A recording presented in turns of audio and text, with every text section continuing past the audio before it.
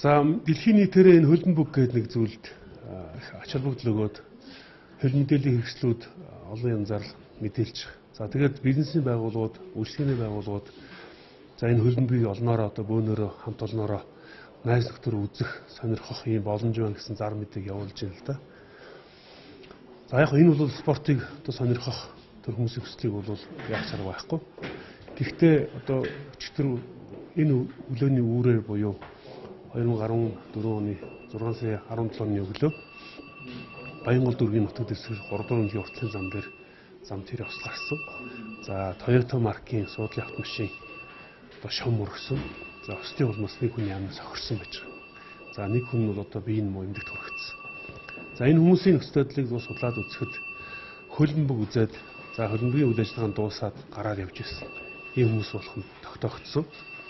Тэгэхээр манай иргэд энэ хөлбөмбөг спортыг сонирхох гэдэг бол байж босох боловч тэнд одоо хит ядартлаа удаан цагаар шүнжин хөлбөмбөг үзэх. За ядарсан хүн бол мэдээж автомашин жолоодох юм боломжгүй болдог.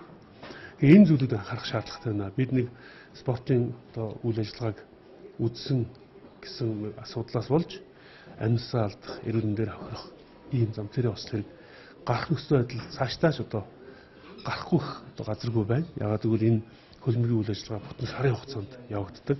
За манай залуучууд иргэд маань энийг ач холбогдол өгч их үзэж байгаа байдлыг харагдаж байгаа.